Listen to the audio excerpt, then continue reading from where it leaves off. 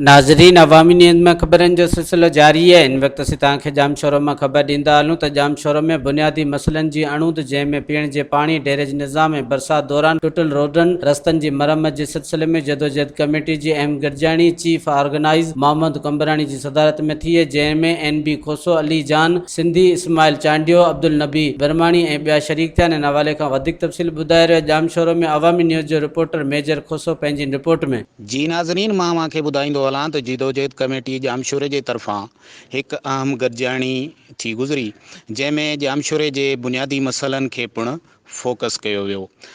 गॾिजाणी में अॻुवाणनि जो चवणु हो त ॼामशोरे जा जेके बुनियादी मसइला आहिनि उहे अॼु ॾींहं ताईं हल न थी सघिया आहिनि ऐं शहर खंडरात जी सूरत अख़्तियार करे चुको आहे।